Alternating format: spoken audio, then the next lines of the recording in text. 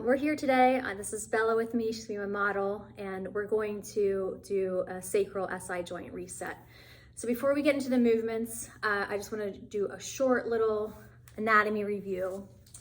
And this is the area we're working on. So this is your sacrum, and then the two sides of the upper pelvic bones are called the ilium. So that makes this the SI joint. And the reason that this area is so tricky in the body is that the muscles are very web-like around this whole area, and there's a lot of tug-of-war tension. So I'm not going to go into all the muscles, but just to say that there's muscles that connect ribs to hips on each side, up and down, and then crisscross. You have the glutes that are in a way connecting the sacrum to the ilium to the thigh bone. And then you have muscles in the front that are connecting spine to hip to leg. So it's really easy for one group of muscles or a set of muscles to overpower another set, and then that can pull, it creates tension in the sacrum or the SI joints where there's a little bit of kind of stickiness out of place. So this is a general reset for the sacrum SI joints. It really is important if you're having continual pain that you see someone who can diagnose you and find out like exactly what's happening. This routine shouldn't hurt anybody, especially if you're using pain as a guide. So nothing should hurt more than what normally is bothering you. And if it does, just truly just skip that part or do it a smaller amount where it feels comfortable. Okay, so Bella's gonna start laying down.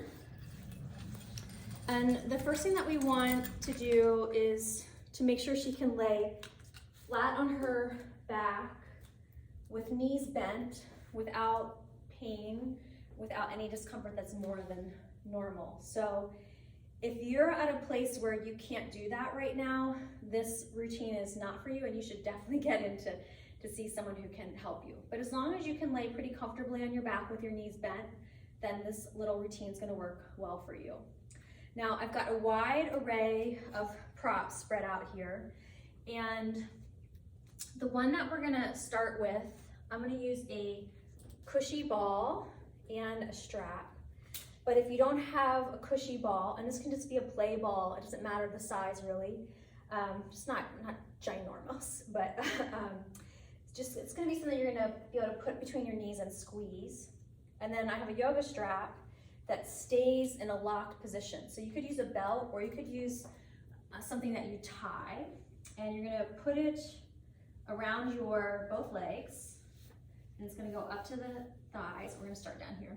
And then you're gonna put the ball in there, and then you want to strap it in nice and tight. So squeeze that ball. Yeah, you're gonna squeeze the ball in and strap it tight. Do you feel like it's tight? Mm-hmm. Okay. So if you have a ball and a strap, you'll do this one. And if you don't have a ball and a strap, I'm gonna show you something different in a moment. You want your hips, knees, and heels in the same line on each side, so feet hip distance apart. And then you're gonna squeeze the ball really tight. Squeeze, squeeze, squeeze. Now, the strap loosened when she did that, so I'm tightening the strap. And right now you're working the inner thigh muscles, which should help relax the outer hip muscles. Now you're gonna push your knees out against the strap, but keep your belly in really tight.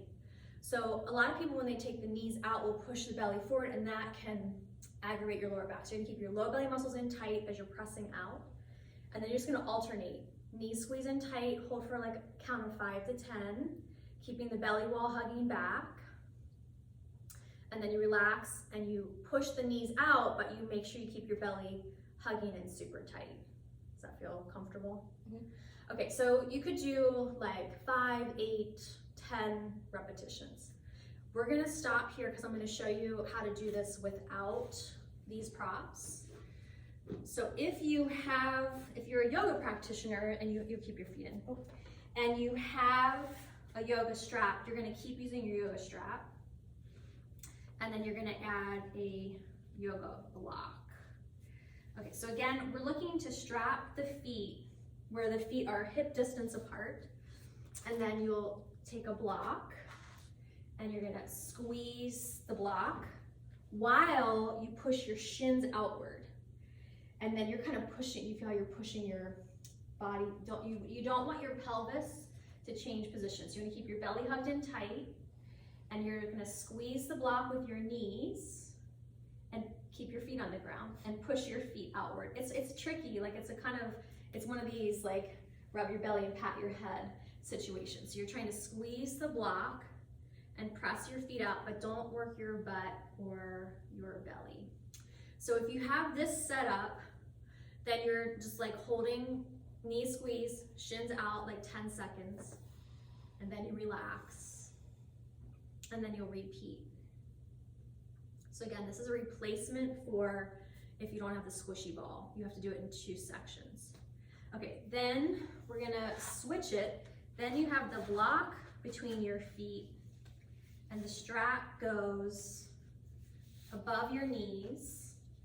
And again, the core pattern that you're looking for here is that you keep, it's called your transverse abdominis, your deep belly wall, hugging back, but not tucking your pelvis. And then you push your shins outward and squeeze the block. Now, especially if you're athletic, like think about going like 70 to 80%, not 100%, because we're just really trying to work the small stabilizer muscles deep inside the hip socket. So again, you're gonna press the knees out as you're squeezing the feet in for 10 seconds, and then you would pause and repeat. Do you feel how you're lifting your butt up?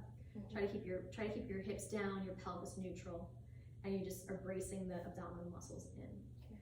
Now, if you don't have any of these props, you can just put something between your knees. So like a folded blanket, and you're just squeezing and holding and working those inner thigh muscles. So that's a good way to start. So all these exercises that you've just seen are to primarily work the inner thigh muscle to relax the outer hip and the outer lower back. Okay, now the next thing that we're gonna do is a sacrum balancer. And you're gonna get a pole, broomstick would work. We have a little acrostic, and you're gonna put it under one knee and over the other knee, and you're gonna lift your feet up off the floor. Now you're gonna push the front knee forward and the back knee in, and you're trying to level off the pole. So you're activating each side of the pelvis in a little bit different way, and then we'll switch sides in order to help balance it. You can keep your head on the ground. You could have your head could be a little lifted if that's more comfortable. Okay, so now we'll do the other side. Just switch it. And just like 20 seconds each side for this one. And then you want to think about, once you get the pole even out, that this right knee is hugging in and this left leg is pushing away evenly, then try to get your legs to be stacked, your knees right over your hips. And again, you're gonna try to keep that low belly muscle gently hugging in here. You doing all right with that one? Yeah. Okay. And you could repeat this, or this is one you could just do once on each side. Okay, we're gonna move on, and we're gonna do supported bridge pose. Where's our block? Behind me. Okay, so you're gonna have your head down, lift your hips up, and then you're putting a block or a low cushion. The firmer, probably the better, the more stable. And you're just gonna try to relax here for part one. So what happens for a lot of people around the SI joint, a lot of times it is the glute max that is causing problems. The QL, which is that muscle that runs from the back of your rib to the back of your hip. And then also the psoas, which is in the front plane. It hooks into your lower back. There's 2 of them, one on each side. It goes diagonally through your body and hooks onto your inner thigh, and it's the muscle that lifts your hip. So not always, but a lot of times it's one of those 3 major muscles, the psoas, glute max, and or QL. And so we're looking at addressing all 3 of those, as well as the small muscles in the hip. So we've just been resting here, and again, only here if it's comfortable. And as long as it's comfortable and you feel like you could do a little more, then the right leg is going to stretch out. Now this is a psoas stretch. So with both knees bent, it's a little bit of a psoas release. It helps relax that muscle that pulls on the front of the hip. And now we're very gently lengthening muscle on the front of the hip. So once you get set up here, you really are just trying to relax. You're not trying to stretch, you're not trying to push. You just want to try to let your body come more into that rest, digest, heal, recreate zone. And then go ahead, Bella, and bend your right knee. And you want to pause, and then you would take the left leg out. Now, if you know that you have a psoas issue and it feels good, you could be here 3, 5, 7 minutes, as long as it feels good for you. And if you get to a point where you feel really comfortable, then both legs could go straight together. Now, if you have a tight psoas, you might feel that pull on your lower back, and you don't want to go into that zone where you feel the pull in your lower back. Okay, so let's go ahead and rebend both knees, and then lift your hips up and slide your block out. So we began by activating the deep inner rotators, inner and outer rotators of the hip. Then we did the sacral balancer. Then we stretched the psoas. And now we're gonna stretch the glute and maybe the QL. So right ankle crosses over left knee, and then you're drawing the left leg in towards you. And if you're able to, let your head rest back on the ground. And we're not gonna hold here today as long as I would like you to do therapeutically, but just so we can get through and see the exercises in a quick way. So when you're doing a stretch like this, you can go up to several minutes as long as it feels good. Let's go ahead and do the other side. Now, the cross of the legs, the knee over the hip, is going to stretch your piriformis, which I'm including in glute max as problematic for the sacrum. I didn't mention that one as its own, but it generally tends to be a primary problem if you have SI joint issues, and it's getting stretched here as well as that glute max. And then if you can pull the legs in close enough, that will also stretch the lower back. It'll stretch your QL. Okay, we're just gonna take a couple more breaths so she's even. And again, you wanna hold these, I would hold these for at least 45 seconds each. Okay, and then go ahead and bring both feet and knees all the way together. Now, what happens for a lot of people, particularly if we're athletic, when the knees go out away from each other, there tends to be a push forward from the core. So I really want you to think about keeping the transverse abdominis, that low belly wall, hugging in tight. And then very slowly, both knees go out to the sides, and you're paying attention if you have any tweaks. You don't want to go to where there's any twinges of pain. And then you're bringing both knees together. And the point is to keep the low belly wall hugging back as the knees go out to the sides evenly. So remind yourself, the big thing that we're trying to do here is to balance the back of the sacrum, the SI joints together. And we'll just do about 5, and that might be enough at home. You could do more if it feels good. And just nice and slow so you know they're moving at the same rate. Good, and then we're gonna take constructive rest, where the knees will come together and the feet go wider to the sides, and then you're just resting. If you're having true sacroiliac issues, you don't want to be in a deep squat or lunge form while you're healing. So you want to be conscientious about how much you're bringing the knees into your chest, and if it causes any discomfort, to just know that's a little bit of a yellow light zone. And just take a couple good full deep breaths.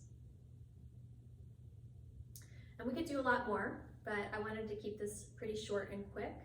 So for Bella, I'm just gonna have her finish up by repeating the sacral balancer. So she's gonna take the pole, and one knee goes over and the other is under, and you are looking to create force. You are pushing this leg out and the other leg in to meet it.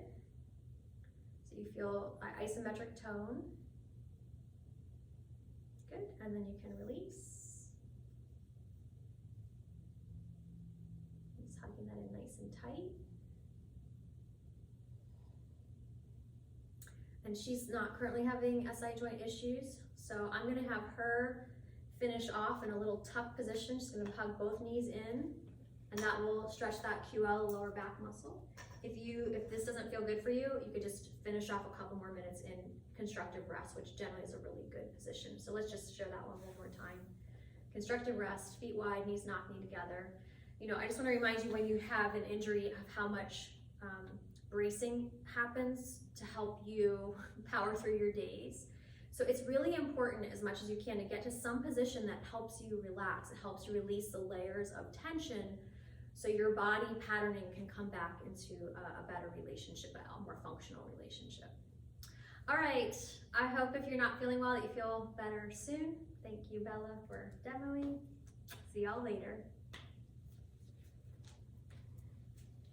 Oh yeah, what she's doing there, that's good too. If you're feeling good, a little windshield wiper.